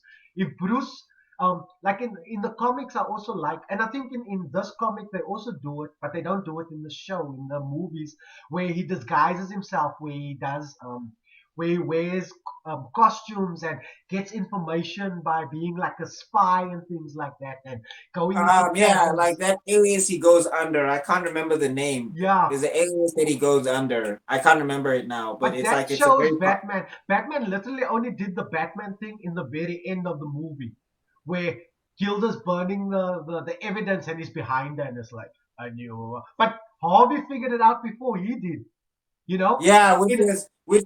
No, I mean, I the thing is like if you look at it from a certain perspective, because Harvey spent time, because Harvey's been there, because Harvey's been noticing things, and they've been having problems, and like because Harvey's also smart, he could put two and two together. So that was not what bothered me so much. I think, and him being green, as much as like they did push it to an extent where I think it wasn't necessary. I really don't think because I think that's the thing with the popularity of hating Batman is that I think they really wanted to show a Batman that was vulnerable in Yeah, this particular aspect. and that yeah, he could do all the punchy stuff, but he wasn't like as good a detective as Gordon, or Yeah, he wasn't like this and that. And I mean, I get it, but again, like you don't need to do that to depower Batman. The very fact that Batman can get shot and stabbed, that's enough depowering right there. exactly. Like I think if you emphasize stuff like that, like year one, he's still very very smart in year one. Like if you Yeah, watch the year one animated like thing, he does very brilliant things in there, but he still gets hurt. He still like yeah, there's still enough in there to bring him down. So I thought like they pushed that a little bit too far, but I did like the idea that maybe because the way he learned how to detect stuff versus how detection works in Gotham, and that Jim Gordon was a long time detective in Gotham, yeah, or he's been a longer detective than Batman in Gotham. I thought that was an interesting dynamic yeah, because then it did also solidify the fact that Jim Gordon is this guy who knows the Gotham streets. yeah, So he and Batman, if he's green in this, which is what I took from it, is that maybe it's his second year back, maybe he's 28 this time around, somewhere there, and he's come back and he's still learning the streets of Gotham. It's yeah. not his city yet. That's not his So city I yet. That's a cool idea. There's also like well, from like based on what you're saying, you actually popped into my head. I don't think we've ever played the Batman Telltale games. yeah, those are So pretty good. the ones where you make, and in that story, or in the, is it the first one? No, there's only, no, there's three. Yeah, there's three. There's three trilogies, I think. Each Telltale game has three parts. Yeah. So the first one is actually a similar story to this, because the Falcones also come to Bruce and ask Bruce a question: do you align with us, or does he make a scene? And obviously, you get the choice in, and depending on what choice you make, it determines the outcome. It's either you become a pariah to the press, um, and I like what that game did, and it's on what you're saying is where sometimes whatever choice you make, even if it feels like the right choice, doesn't work out as being the right choice in a place like Gotham. You always be between a rock and a hard place. So you do the heroic thing, and then the Falcones are after you. You say no, and then they ruin your life, or you say yes, and the city looks at you as being an affiliate to the mob. Yeah, You yeah. know? No, I mean, there's a lot of the yeah. That was also pretty interesting, and Yeah, I did like how they worked the villains into this. Although some of them were just kind of incidental, like the yeah. Joker was kind of just incidental. But He was not like I think that incremental was to the the plot. point. Like if you read it in the comic, it's kind of like this is just what happens in Gotham. Like Yeah, Joker gets jealous and he causes shit. He gets caught, gets thrown back into Arkham, and then another villain pops up. But I think it was also like that because the Long Halloween, even though I read it in the graphic novel, so you read it in the full format. I think it was something like 8 issues. yeah. So each issue had the first issue had, I think, four holidays in it, and the second one had two, and so forth and so forth. They had Yeah, no, they holidays for each handled one. time. Yeah, the time was better handled in the graphic novel, but I Yeah, mean that's just the advantage of comic books because animation you can't really do stuff like that exactly. So because there like wasn't a all moment. So where the yeah, comic books broke up each event or each holiday, it would have a different villain in there, and that villain wouldn't really matter. Would be just there to push the forward to show Batman is up to his usual thing, but this is still the bigger mystery that's happening in the background, the holiday killer.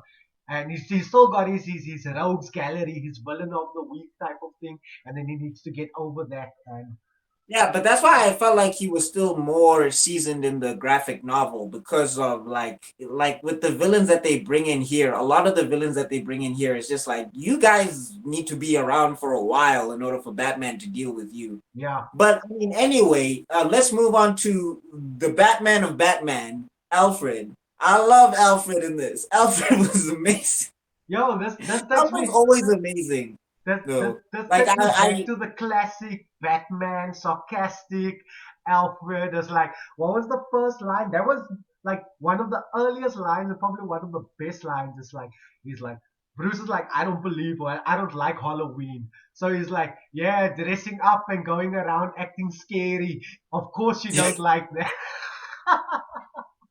That reminded me of Batman the animated series where Yeah, Alfred was always throwing out those one-liners where he was like, exactly. "Hey Batman," I was like, "Hey Bruce, Master Wayne, I drew you a bath," and then he like shows him a picture of a bath. I was like, "Hey, that's also why I like Alfred, man. I love puns." Yeah, yeah, yeah, yeah. The pun man right here. Ow! They just did it. It's instinctive for you. No, man, Alfred was great in this, and I loved Alfred and Selena Kyle, like when Yeah, they were like together and all of that stuff, because they're also really good in the comic books. Like one thing I hated about the comic books for the long time, for the longest time, is that they kept trying to make Catwoman a bad person, yeah, and I was just like, you guys can move past this, because outside of like cat burglary, which is like just thievery, what does she really do that requires Batman's attention? yeah, Like, what does she really do that requires Batman to, really be Batman with her and put her in jail or Arkham or whatever? She yeah. doesn't really do anything of that level. But she And I doesn't. really, yeah, sorry, go ahead. Yeah, in the comics, I don't think Catwoman really ever ends up in Arkham. Like, No, not Arkham or Blackgate. Like, I yeah, don't think, but Selena Kyle hardly ever gets caught. Actually, she hardly. I think the older Selena Kyle, but since this new Tom Sale thing, she's part of the Bat family. You know that whole Batman Incorporated thing. She's yeah, part of that story, and the love story between Selena Kyle and Batman, because in some ways she's a representation of what Bruce could have become. Like if he went darker, but she's also not that dark. Like the good shines through, but her selfishness and her want and her need for just taking. But fundamentally, she's a good person, but she just needs to find that. And when she does find it, um, she acts like she only has her own selfish vendettas or intentions and things like that. But she's not actually like that. So when they do their whole love story and romance. You know they get married or about to get married, right? yeah. And No, I read that marriage issue. That marriage issue was a disappointment. I thought they could have done better. yeah, Because, like, and you like kind of skip over it. what she does, like I was pissed off with what she does to Batman. She's like, I can't. She just dubs and she's like, I can't marry you because when you're too happy, you can't be Batman. And so she dubs and she leaves him. And I was just like, but why? Like Yeah, that didn't make sense to me. yeah, And I blame, like, comic book writers also need to allow their characters to be happy. It doesn't stop things from happening, I think. yeah. And I Like think, Spider-Man doesn't stop being Spider-Man because he gets married to Mary Jane. In fact, he becomes more Spider-Man-y when he gets married to, like the Renew Your Vows storyline. That yeah. was the best Spider-Man stuff I've read in a long time. And I mean, yeah, there's still Spider-Man, and there's still like you can be a super family. It's not weird. And even like big time Spider-Man, like the stuff where he has a corporation, where he has what's it called, Parker Industries and things like that, and where he's like a boss, or where even when he was a science teacher, he had a job and he could still have cool Spider-Man stories. He doesn't have to be have a hard time to motivate his intentions. Yeah, However, so I think like yeah, getting back to Selena Kyle with this, they really do show this my favorite version of Selena Kyle. Like I loved Selena Kyle in this. Like she's still like you don't know what her intentions are. She's yeah, still very mysterious, but she is like a very good person yeah. in this story. Very, very good person. Like she puts herself in harm's way for people, saves people. She does a lot of stuff where I'm just like, look, Batman, marry this woman, please. Yeah, absolutely. Yeah, man. I definitely think this was a good like DC's animation projects, like live action DC. They need to start stealing some of the animated DC writers. Like they just need to be like, guys, can you come write for us a little bit? Like Yeah. stop animating stories. Just come because Batman versus Superman could have used some animation writers. I'm just being real. Yeah. They've done it better in the animation than they did in the live action. Oh, absolutely. I think that's the place. Marvel's animated properties aren't that great, but their movies are really good. Whereas Yeah, no, I think the thing is DC, also is like with the oh sorry, I didn't mean to cut you off. Sorry. sorry, I was just saying DC when it comes to the animated movies and the stories and the animated shows, it just works so much better than when they try and do their live action stuff. Well, I think the thing is with Marvel also, they cancel their animated shows way too early. Yeah. Like they have good ones and then they just like kind of drop them. Like Avengers Earth's Mightiest Heroes was pretty good. Yeah. Spectacular Spider-Man was Oh, phenomenal. love that. And I'm so sad we're not getting a season 3 cuz Josh Keaton is my Spider-Man. I love Oh, for that guy's real. voice for Spider-Man. Yeah, he's my favorite voice of Spider-Man. Peter Parker Spider-Man, that's But my it's favorite voice. because they renewed it um twice after that. They had like two amazing Spider-Man shows. They had the one like after Spectacular Spider-Man, they had the one where they were like agents of Shield, Yeah, I and didn't like that and one they a lot. brought more like of the MCU style Yeah, characters I where didn't like that one a they lot. had I didn't. Power Man Yeah, in there, and they had White Tigress and yeah. And Iron Fist and Iron Fist and those guys, Danny Rand and those guys. Then after that, they had the other Spider-Man show yeah, where they had Miles Morales and Silk and all those other Spider people all just hanging out and working together. yeah. That was weird for me. Yeah, I didn't but enjoy that a lot. I think I outgrew that. I think Spectacular Spider-Man was the last Spider-Man show I actually animated Spider-Man show I actually followed all the way through to the end. Yeah. And And Cheeks did the character design. Cheeks was Chicks killing it with Galloway, the dude, character I was design. just about to get to that point. But like, Um, yeah, okay, but we kind of going all over the place yeah, now. yeah, yeah, Getting back to DC, I definitely think that it was a good adaptation. I still think the graphic novel was better, and I yeah, still think they should have powered up Batman a little bit more to not have him be surprised by the things that he was surprised by, and definitely have more of his detective elements, you know, feature in the story because in the graphic novel he figures out stuff about the same time as Gordon or yeah, maybe just a little bit before Gordon. So yeah, I they should have done that. But for what they did, I'm happy with it though. yeah. I would rewatch it. No, no, definitely, definitely. I think I'm gonna marathon it again. I only watched it once, and I recommend it. Like I thought it was really good.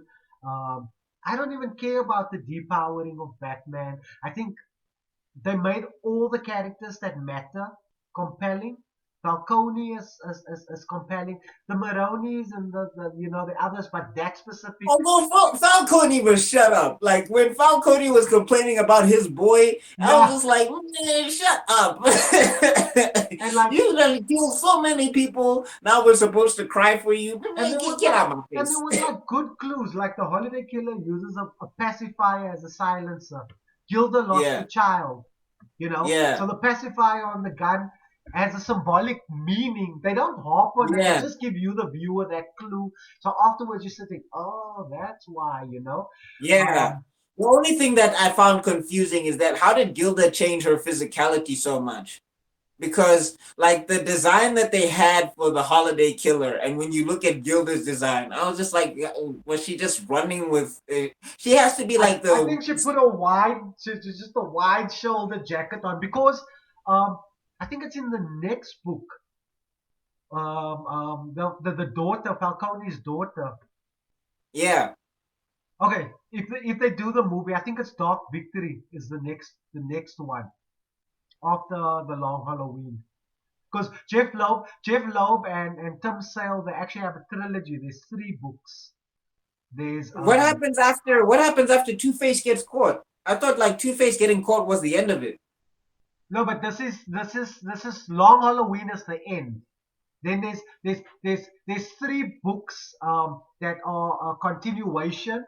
So this is the end of that storyline, but there's another storyline in that universe. I think there's Mm. one before. No, Long Halloween is the first one.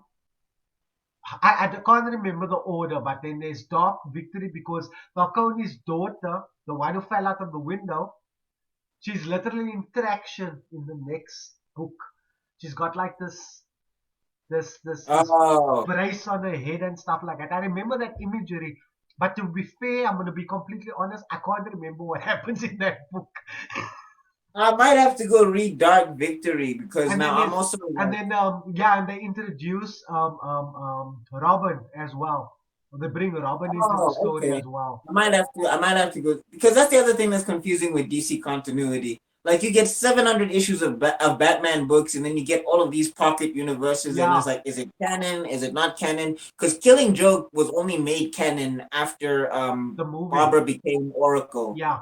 Oh So yes, yes, yes, yes. yeah, so but anyway, getting to more confusing things, we got to talk Injustice. So apparently, Injustice is getting an animated series. Yeah. Yeah, which is gonna be, and it's getting animated by the people who animated the Mortal Kombat series. It's looking like it's that kind of style of characters. Yeah, it's like to me it looked like the Young Justice style. To be honest, it looked like the Well, not I mean, not the if you Young watch Justice. Mortal Kombat's Scorpion's Revenge, Oh, and is it? you look at and I you look need to at those I need characters. to check it out again because when I saw the trailer with the bearded angry Superman, it made me think of the the the Doomsday War movies, that style, and the Let me just have a look. Let me just look it up because maybe I saw something different because it looked like it was the Mortal Kombat thing I was talking about. If it isn't, then oh, yeah, maybe I might you have are gotten actually myself right. Now that confused. I'm looking at it and seeing the dark shading and stuff, it is in that Scorpion, which makes sense because the Mortal Kombat guys are the guys who did Injustice as well. Yeah, yeah, but I mean, the thing is though, is that for me, I'm gonna be completely honest. I didn't think that story was like super strong enough for so I mean, like people who are talking about like in terms of story, like video games and stories have always been confusing type of thing. What you're not remembering is that Injustice has a whole run of comics.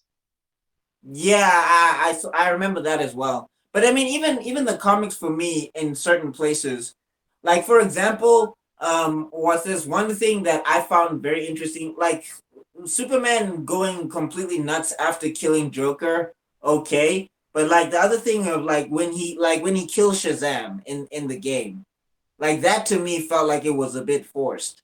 I was like, I don't know Superman to do that in Yeah, but particular. it's Superman is just going against everyone who's trying to stop him. Like he literally has to fight Carter as well. Like Carter teams up with a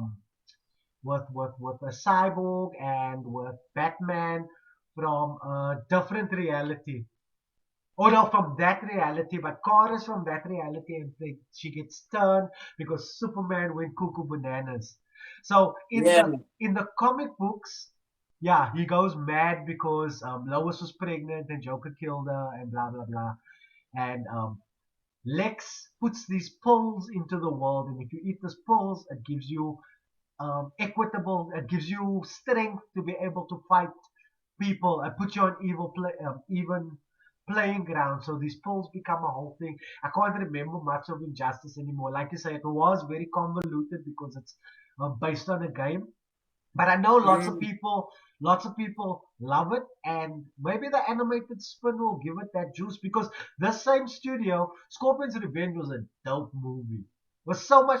yeah. But I'm just saying, like the thing is that well, for one, Mortal Kombat is just known as not being that it like I don't care how deep people think Mortal Kombat is, it's not that deep. Like Yeah, if you really break it down, it's colorful characters and super moves That's basically and fatality. That's basically so. If you look at something like Injustice, where they're supposed to be having deeper psychological things, like Superman going nuts after he was killing his, after he killed his, his wife and thing by Yeah, accident. But I was just like, for me, Superman being a superhero, going through what he went through, especially up until that point, because he's supposed to be a seasoned Superman. yeah, Like, the way he breaks for me was just a little bit, and even Batman in the story, like Batman in the story could have been written a little bit better, because he doesn't even do this thing of, he says sorry to Clark yeah. for, losing your kid or whatever, which is something I thought Batman would be doing as well.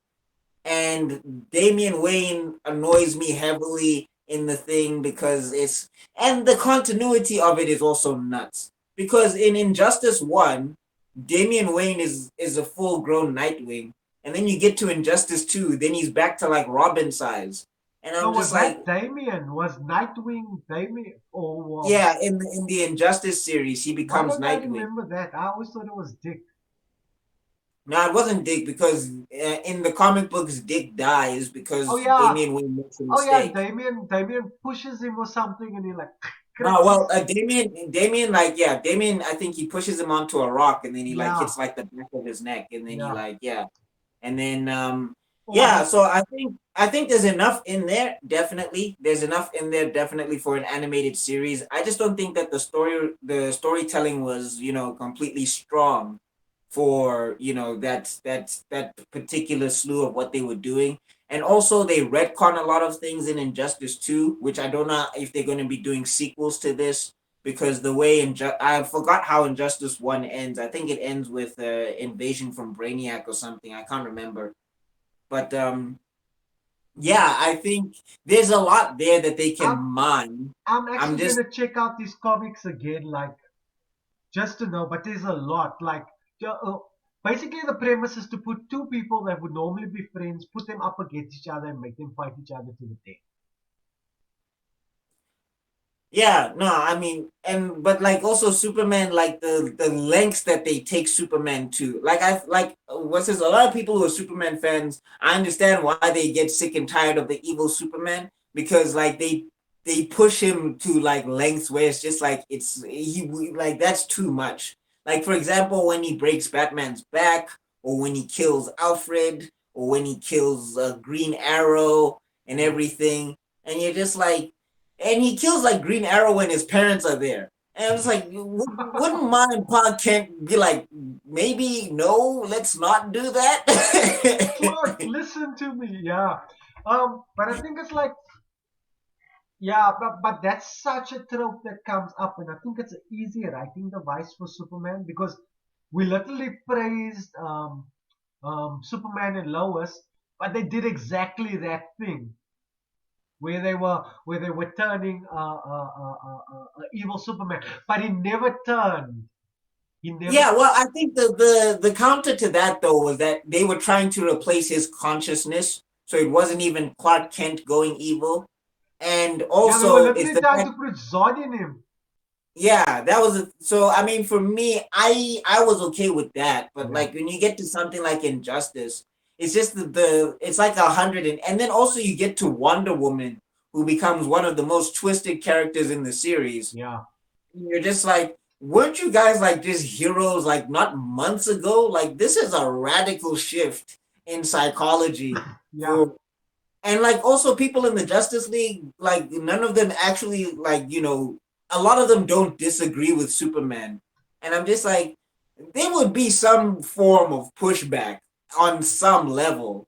Like I understand everybody's like kill the villains or whatever, but when you get to the point where you're sinking entire bridges Yeah. of innocent people, and you're letting the voices get to your head, it's kind of just like, okay, that's a lot. Like I we look. can. I'll be honest. I like certain elements about Brutal Diana.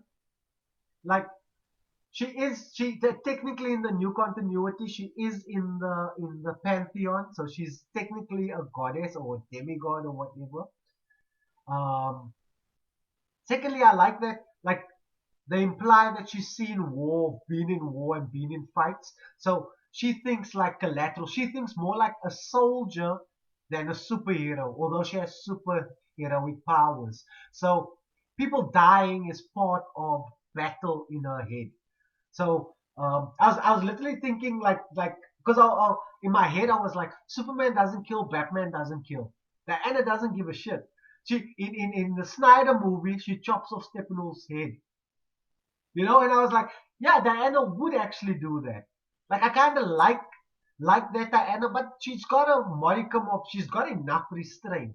She's not as pure as the other characters. She's a bit more No, I jaded. mean, well, I mean that's a debate within itself Yeah, because I'm also like me. I'm also kind of just doing research on how people feel about those types of things yeah. and everything. Because I do feel like comic book fans are kind of bloodlust a little bit. Like comic book fans are like they should just murder everybody and just kill everybody and just destroy everything, and it's just like okay. Because by that logic, Lex would not have seen another week. Like if Yeah, Superman wanted to kill Lex, that would be that. It would not even be like it would not. And I know that would people want not to be go, a Lex fair is the fight. super genius. Like Lex is the super genius. I'm like, dude, no. If Superman really wanted it, if Superman can easily kill Batman, which he can easily kill Lex Luthor. But Like it's not even an issue. technically, right now, Lex Luthor is like an evil but charismatic Tony Stark. But I'm That's just saying, that's if basically what it is right now. yeah, I'm just saying if Superman wanted him dead though, it would have happened. So like that whole morality, which is also interesting with me with Batman, also with this particular story and everything, where like one thing I think that they did pretty well. I don't think they did it well enough, but at least they did delve into it. Is the whole idea that after you kill somebody, then it becomes easier and easier and easier, Yes. and there is like a slide or whatever.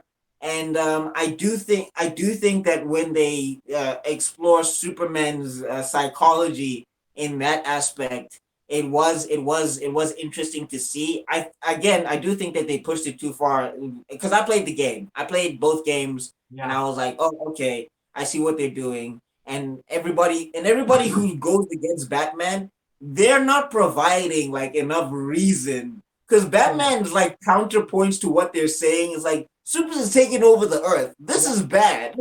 yeah, yeah. You can't just like. Do you want to be? Yeah, in real life, people don't even they don't even want to take vaccines because they feel they're being controlled. People don't want to wear masks because they feel like they're being mandated to do things. You have a dude who could kill you in an instant, dictating your lives, and you're like, I'm fine with this. Although I will say that's one place where I didn't mind them revealing Batman's secret identity because Yeah, like he like the video game, the first one, what happens is the Justice League from regular Earth get transported to this Earth, and then they end up solving this Earth's issues and leaving. yeah, And then Injustice 2 is the aftermath of that event yeah. and all of that stuff. So yeah, they're probably going to do that for the animated series where they just bring heroes from another universe, and Superman of the regular Superman fights evil Superman and all of that stuff. But they So practically they kind of did do that storyline in the Justice League animated show. they'll do it to death because like Yeah. I mean, there's even the evil Justice League with Ultraman, and Yes. they've done that as The well. the what So the Justice Syndicate or something. yeah, something Um, like that. The but Prime but Syndicate. but I'm not talking about them. I'm talking about where they like going to the Justice League, the classic Justice League character.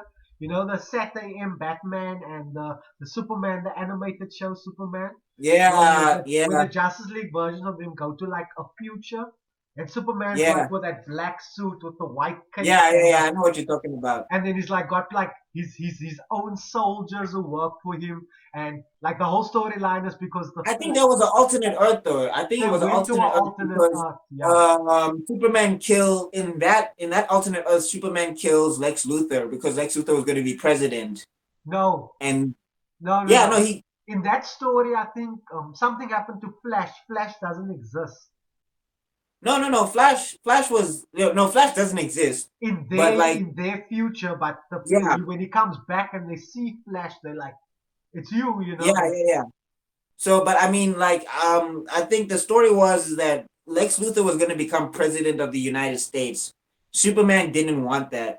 So Superman goes into the office and he like lasers Lex Luthor in the face in that alternate universe. And then they end up taking over and becoming the Justice Society. And what happens is that Batman what's this? The whole Justice League kind of joins him and they create like this utopia, but like it's always hinged on the basis of how Superman feels.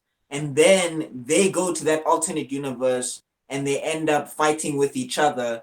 And Batman has that whole back and forth with himself where he's like, what's this? We created a world where no 8 year old boy will ever lose his parents or Yeah, something like yeah, that. I remember that line. Like, I don't know, like, yeah, you're making points, but I remember in one of those shots, doesn't he like lobotomize Doomsday in that as well? He just Yeah, he does.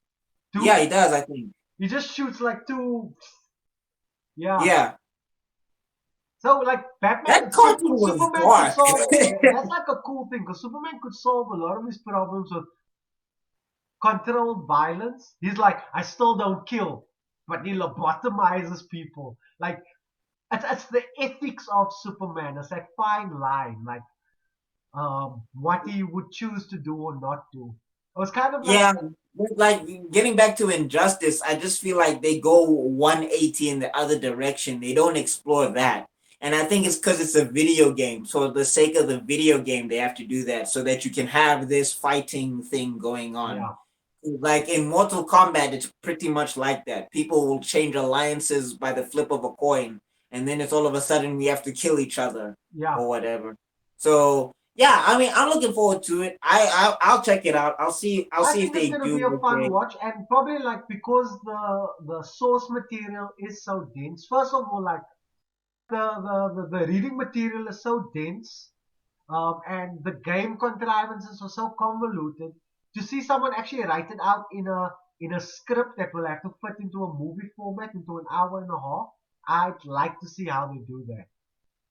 They can. I think they can. Hmm. Because yeah, I mean, but I just like again, I anything that I think will be a weakness on the movie's part is just a weakness from the source material that they're pulling from. Yeah, Because yeah, I because I mean I know like a lot of Superman fans were just like, oh my god, this again. Why is and they yeah, also do that thing, and they also do that thing of when is Batman gonna be evil? I'm like, you guys have been missing out a lot of Batman comics because yeah. there's a lot of time. That Like just recently, there's the Batman Who Laughs, which DC is actually running that concept into the ground because now it's this person who laughs, it's the Justice League who laughs, it's yeah, the Lex Luthor who laughs. I'm like, okay, we get it. Everybody's got a bit of Joker toxin. Let's yeah. relax now. But that look that comes out of the whole metal saga storyline, and No, it was cool when it started, but I yeah, just think they do that it was too like much. it was a really dope pretense. Imagine that Joker's psychopathy fused with Bruce's intellect and prowess. Like, dude, that is an insane combo. Like, Yeah, yeah. I wonder when we're getting an animated movie of that because I think that storyline was really interesting to me, where they had to go Batman versus the Batman Who Laughs. yeah, Because like even Joker was like, I can't figure this dude out. I don't know. I have no idea. yeah. And literally, at one point, they need to team up. Like, Batman and Joker team up. Like, um, I don't know how they're gonna explain all the metal stuff that happens. Like, um, um, um, with the like, They could like with, it. They could pare it down. They could just make it an alternate universe. Batman kills Joker, gets Joker gas, goes to Prime Universe or something yeah, like that. They could do something but like you're that. forgetting all the other stuff. You got a Batman that's a Flash. You've got a Batman that's a Superman or a Doomsday. You've got what do they call it? The Death Racer or whatever. You've got Batman who's got the Speed Force. You've got the alternate reality, um, female Bruce who's an Aquaman. You know, like you've got each member of the Justice League, but infused with a Batman. Like I think the cyborg version of Batman is the craziest with Alfred as a consciousness in his cyborg suit to protect him. That's crazy. Yeah. But I don't know. Maybe they'll figure out a way to do it. But I can bet you now that's going to be an animated series somehow or animated movie somehow.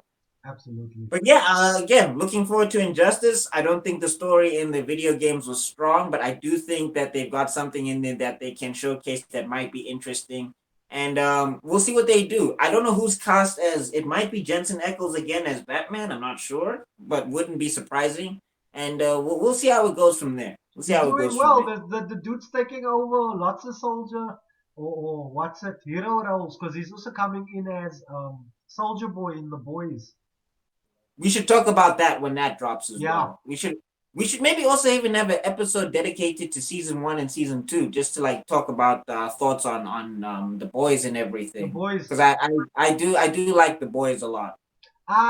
Yeah, I read I did read the comics a very long time ago of The Boys, and as much as it's the same, there's actually very different messages that come out. But we'll talk about that when we get there. Yeah, I will say this though, show's better than the comic for me. But anyway, getting so that brings us to our artist spot for this week. And for me, my artist spot is going to be okay. This is a bit of a personal one, and I know people might say I'm cheating or whatever. I don't care. BB Arts 016. BB Arts 0. Let me just make sure I got that right. It's my brother, people. He changes IG names every week. Can you do that? I don't know. Like he's very bad at social media, but he's very good as a self-taught artist, especially for what he's Yeah, accomplished. I Me and saw him are something. You working shared on some of his stuff with me, and like he's actually yeah, BB really Arts good. 01. So BB Arts 0106. Yeah, if you can just drop him a follow. Sorry, I'm looking at some people who follow him who are into cosplay. That's why I'm messing up my words. The English bundles are finishing. But yeah, BB Arts 0106. That's my artist spot for today. He's helping me with my comic book. He's been self-taught for the longest time, and the stuff that he's been able to accomplish, in my opinion, is just my. I'm jealous, actually. Like he actually made me kind of step up my amount of drawing. Interestingly enough, I stopped drawing because he said he was going to help me with the comic book, and then school got in the way, so I had to pick up drawing again. And he's one of my biggest critics. He's always been telling me your heads are too small or your torsos are not in proportion. He's doing all of that stuff. But yeah, he's a fantastic up and comer, and I'm excited to see what he does even outside of me because he's probably going to go work for some other bigger people. He's also gotten into painting recently. I told him he needs to post his paintings more. He has a problem with posting, but he does have some stuff on his page that's good to look at. So check him out if you can. Drop him a follow. He's really solid, and I really like how he does his stuff, and I think a lot of people will like it too. No, yeah, he's really talented. Definitely check out his stuff. People with that amount of talent need way more followers. Yeah, check them out. My spot is for Red Plastic Gun. One word. Red is he on IG? He's on IG. Red plastic gun. Oh, there we go. Found him. That's how his name is Vikas Kotsia, one of my really close friends. I was literally in his wedding. I was one of his groomsmen. Um, Storyboarder extraordinaire. He storyboarded some fantastic stuff across the world. He's done stuff for Disney. He's done stuff. Super Strikers. He storyboarded a lot of that. I worked with him back in the days at Clockwork Zoo as well, where he was a storyboarder. Flores Dragons. You know, Caio, the bald-headed kid. He boarded a lot of that. There's a Disney show called Vampirina. He storyboarded that as well. I think he got Oh, he nominated. did that. I think he got nominated Interesting. for like an Emmy as well for his intro that he storyboarded. Um, Hmm. and he just doesn't. This dude has 222 followers, and I think he needs. he's not good at putting himself out there and exposure and stuff, but he's always grinding, always busy, always doing the most. I know he's done some work with Triggerfish as well, or consulted there and stuff. So he's doing the most, but he doesn't really put himself out there. I suppose that's what happened when you that busy. He is a South African Yeah, I artist, mean, like but the he's thing in is, I Cali at the think. moment. Sorry. Oh, sorry. I mean, I didn't mean to cut you off. No, I no, no. think the Go thing is, for it. Go for it. I want to say that, you know, people like me, for what I want to do, I do need followers. Like, I Yeah, think it just depends on what type of game you're playing. So I think if you're like a person out there who's listening and you don't have a lot of followers, but you have a lot of jobs, trust me, there are people who have followers who wish to be in your position. yeah, So, so yeah, I mean, yeah, definitely bigging up these guys and giving them the exposure they deserve is a big thing, but like if you're an artist out there and you have small followers but you got jobs, be grateful for that.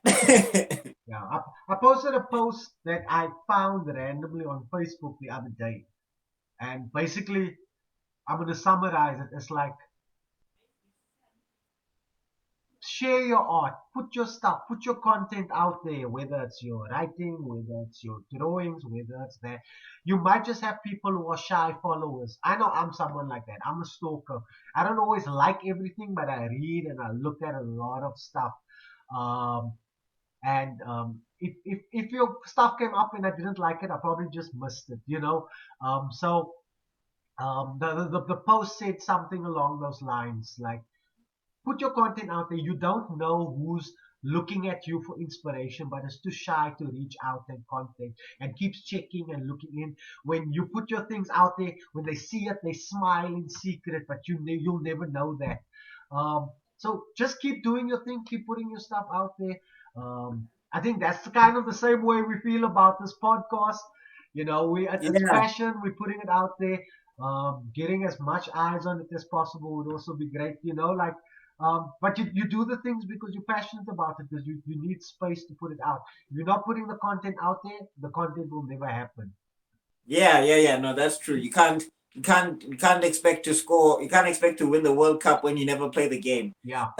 So yeah, man, with that being said, I want to say thank you to everybody who has checked this out, who has been listening. Thank you so much for getting to this point in the podcast. You are spectacular. Please drop us a follow if you can. Please hit your notification so you know when the next one is coming out and everything. Clyde, you got any last words for everybody who's listening? Now I want to say, yeah, thanks for the support. Keep following. Um, we drop a like and a sub. Um, yeah, I'm having fun. If you had any comments about what you'd like us to talk about, if you'd like us to change the the direction, if you want us to get more into specifics and technicality of art, if it needs to become like tutorials or speaking about the industry, or if there's pop culture, if there's specific stuff, if we need to start investigating. I think that's actually something, investigating local talent, local comic books, talking about those things as well.